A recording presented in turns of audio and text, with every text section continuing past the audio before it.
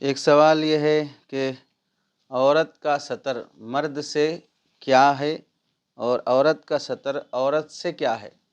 یعنی عورت اپنے جسم کا کتنا حصہ مرد سے چھپانا ضروری ہے اور عورت اپنے سطر کا کتنا حصہ عورت سے چھپانا ضروری ہے۔ اس سلسلے میں تفصیل یہ ہے کہ عورت کے سطر میں 3 باتوں کا ہم لحاظ رکھیں۔ پہلی بات یہ ہے، عورت اپنا سطر نماز میں چھپانا جو ضروری ہے۔ عورت کا وہ سطر جو عورت سے کے سامنے ہے، عورت کا وہ سطر جو مرد سے چھپانا ضروری ہے۔ تو اس سلسلے میں پہلی بات یہ ہے کہ عورت کا سطر اپنا چہرہ، اپنے دونوں ہتھیلیاں اور دونوں قدموں کے علاوہ تمام بدن عورت کا سطر میں داخل ہے۔ ہر وقت ان 3 حصوں کے علاوہ باقی جسم کے پورے حصے کو چھپانا عورت پر ضروری ہے۔ یعنی نماز کی حالت میں اگر عورت کھڑی ہو، قدم کھلے رہ سکتے ہیں، ہتھیلیاں کھلی رہ سکتی ہیں، چہرہ کھلا رہ سکتا ہے، اس کے علاوہ جسم کے پورے حصے کو نماز میں ڈھانکنا ضروری ہے۔ اور اگر ان 3 حصوں کے علاوہ جسم کا کوئی دوسرا حصہ نماز کی حالت میں کھلا رہ جاتا ہے تو پھر نماز درست نہیں ہوگی۔ چنانچہ عورت کے سر کے لٹکے ہوئے بال، چوٹی، یہ بھی سطر میں داخل ہے۔ نماز کی حالت میں چوٹی پر بھی پلو اور نقاب وغیرہ ڈھکا رہنا ضروری ہے۔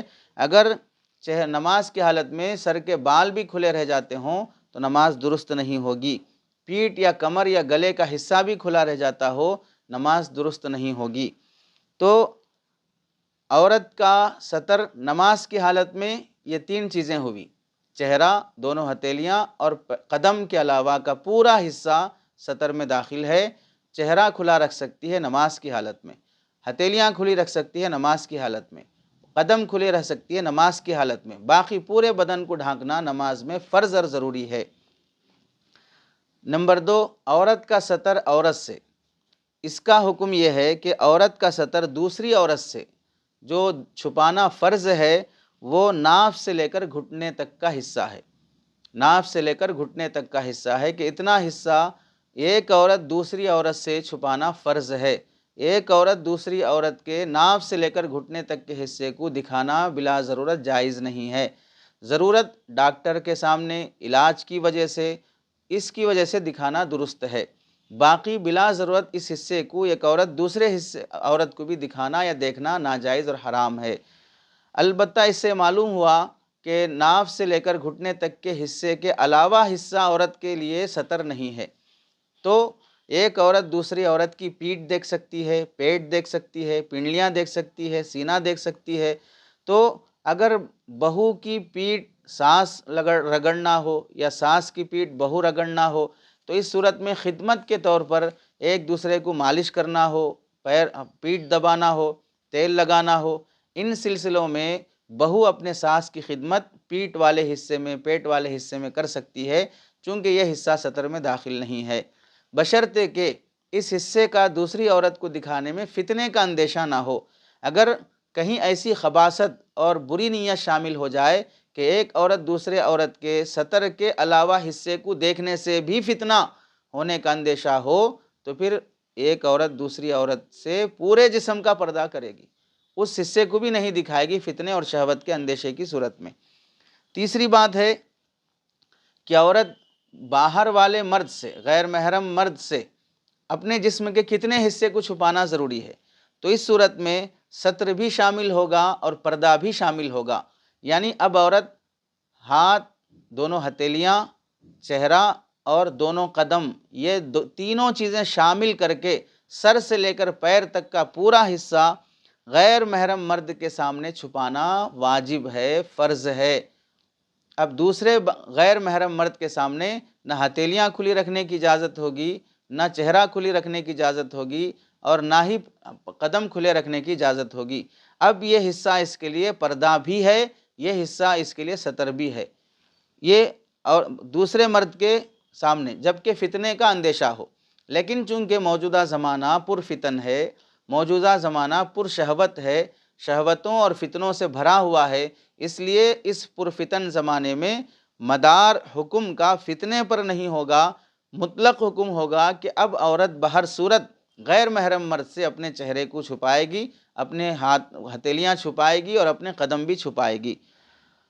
اب یہ بات کہ قدم، ہتھیلیاں اور چہرہ یہ سب چھپائے گی، کس وجہ سے؟ دلیل اس کی یہ ہے کہ یدنین علیہن من جلابیبہن، اللہ رب العزت نے پردے کے آیات کے حکم میں یہ ارشاد فرمایا کہ وہ لٹکا لیا کریں اپنے اوپر تھوڑی سی چادریں، اپنے اوپر تھوڑی چادر لٹکا لیا کریں۔ عام لباس تو عورتیں پہنتی ہیں، جو ستر کا حصہ ہے وہ تو چھپانا ہی ہے۔ اب غیر محرم مرد کے سامنے جب وہ نکلتی ہیں تو پردہ لٹکا لیا کریں، چادر لٹکا لیا کریں۔ تو چادر لٹکانے کا مطلب کیا ہے؟ اس آیت کریمہ میں حجاب کا حکم دیا گیا کہ اپنے اوپر سے چادر لٹکا کر، چہرے کو چھپا کر باہر نکلا کریں، بے حجاب بے نقاب نہ نکلا کریں۔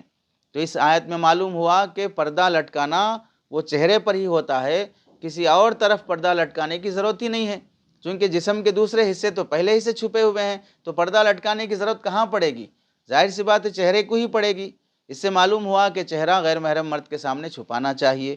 نمبر 2، اس آیت کی تفسیر میں حضرت ابن عباس رضی اللہ تعالیٰ عنہما فرماتے ہیں کہ عورتیں جب گھر سے باہر نکلتی کسی ضرورت سے تو ایسے نکلیں اور ایسے نکلتی تھیں کہ اپنے چہروں کے اوپر سے چادروں کو ڈھانک لیا کرتی تھیں، صرف ایک آنکھ ظاہر کرتی تھیں اور ایک آنکھ ظاہر کریں، وَيُبْدِينَ عَيْنًا وَاحِدًا، ایک ہی آنکھ ظاہر کریں بس۔ الدر المنصور جلد نمبر 6 صفحہ نمبر 659۔ اس میں کیا معلوم ہوا کہ دوسرے مرد کے سامنے اپنے چہرے کو بھی چھپانا پردے میں داخل ہے، گویا کہ ایک لحاظ سے اسے ستر بھی کہہ سکتے ہیں، در حقیقت وہ پردہ ہی ہے۔ علامہ انور شاہ کشمیری رحمۃ اللہ علیہ نے وَلَا يُبْدِينَ زِينَتَهُنَّ کی تحت میں تفسیر فرمائی، زینت کی جگہوں کو ظاہر نہ کرے عورت۔ زینت کی جگہیں کیا ہیں؟ چہرہ ہے، ہتھیلیاں ہیں۔ ہتھیلیاں مطلب تبھی تو عورتیں ہتھیلیوں پہ مہندی لگاتی ہیں چونکہ وہ زینت کی جگہ ہے، یہیں انگوٹھیاں پہنتی ہیں، یہیں سونے زیورات پہنتی ہیں، یہ زینت کی جگہ ہیں۔ چہرہ زینت کی جگہ ہے، تبھی تو عورت کانوں میں بھی پہنتی ہے، پیشانی پر بھی پہنتی ہے، ناک میں بھی پہنتی ہے۔ تو چہرہ اگر یہ نہ بھی پہنے تو بھی فی نفسی تخلیقی طور پر زینت کی جگہ ہے، خوبصورت دکھنے کی جگہ چہرہ ہے، تو اسے ظاہر نہ کریں فتنے اور خوف کے موقع پر۔ لیکن آگے فرماتے ہیں متاخرین علماء نے زمانے کے بگاڑ اور لوگوں کے احوال کی خرابی کی وجہ سے ان کے بھی ستر اور پردے کا حکم کیا ہے کہ چہرے اور ہتھیلیوں کو بھی چھپایا کرے اور اس کو بھی پردے میں رکھے۔ فیض الباری جلد نمبر 1 صفحہ نمبر 254۔ تو اس سے معلوم ہوا عورت کا ستر یا عورت کا پردہ غیر محرم مرد سے چہرہ بھی ہے، ہتھیلیاں بھی ہیں اور قدم بھی ہیں۔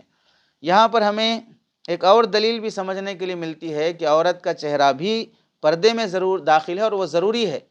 حدیث میں ہے احرام الرجل فی راسہ و احرام المرأة فی وجہہا، مرد کا احرام اس کے چہرے میں سر میں ہوتا ہے اور عورت کا احرام اس کے چہرے میں ہوتا ہے۔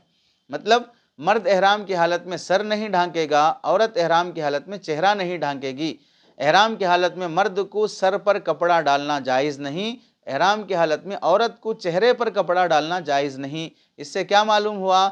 احرام کی حالت میں چہرے پر کپڑا ڈالنا جائز نہیں، لیکن احرام کے علاوہ حالتوں میں اس پر پردہ بہر صورت رہتا ہے، تبھی خاص طور سے احرام میں چہرے پر کپڑا نہ ڈالنے کا حکم دیا گیا، کیونکہ عام دنوں میں جیسے مرد کا سر ٹوپی سے ڈھکا رہتا ہے ویسے عورتوں کا چہرہ ابھی نقاب اور حجاب سے ڈھکا رہتا ہے۔ تو کیا معلوم ہوا؟ خاص طور سے چہرے کا احرام اور سر کا احرام بول کر یہ اشارہ کیا گیا کہ عورت کا چہرہ فی نفسی ہی پردے میں داخل ہے، یہاں احرام کی وجہ سے اس سے کپڑے سے ڈھانکنے سے منع کیا گیا ہے۔